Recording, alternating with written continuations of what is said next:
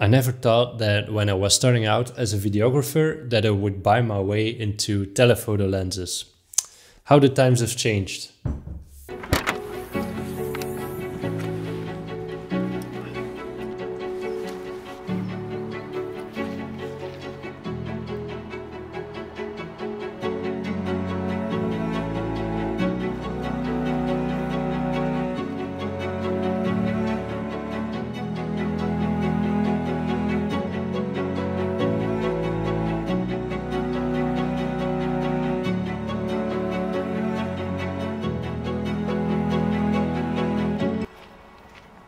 At the time, I was looking at videos by Sam Calder, James Matthews and Daniel Schiffer. These guys helped me big time, by the way. I was that gimbal boy with a wide angle lens.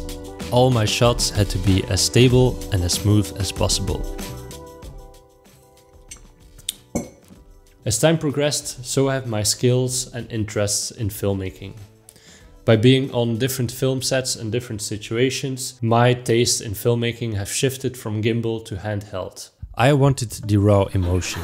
Like when I see something, I wanted to get that shot as quick as I could.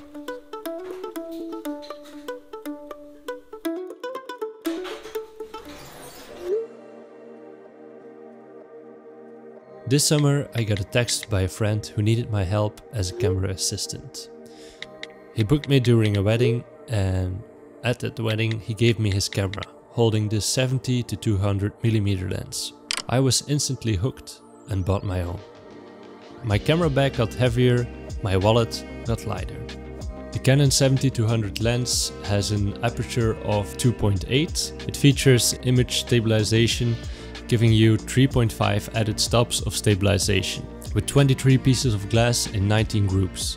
That's a lot. In short, this looks and feels like a very complicated lens, hence the price, unfortunately.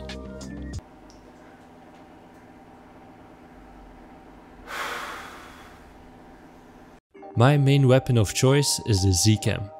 It has a great image and it has also an EF mount. Therefore, this beast of a lens is a great match.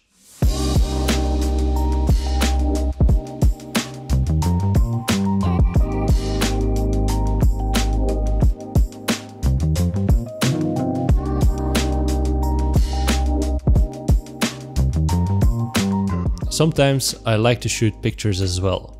Therefore, I have my Fujifilm XT3 with the Fringer adapter.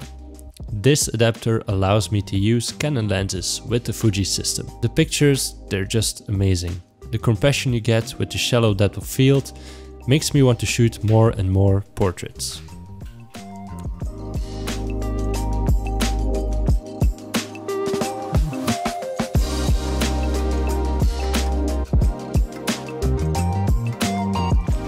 The amount of effort I made to convince you that this lens is really worth its price can be displayed in this footage of me being a classical clumps.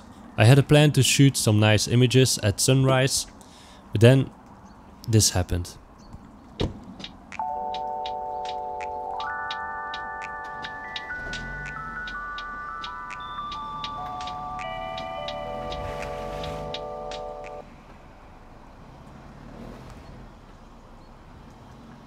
My car got stuck in the mud.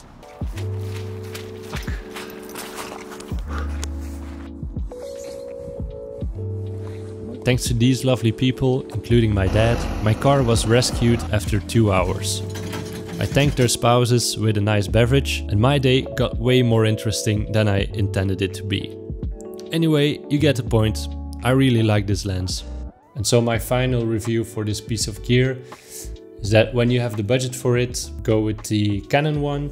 There's also a Sigma or a Tamron. I haven't really gotten the chance to test those out, but I'm pretty happy with this one. And I have to admit, it does look pretty cool. The red line, you already look like a pro. Thank you for watching this video. I hope you enjoyed and I see you next time. Bye bye.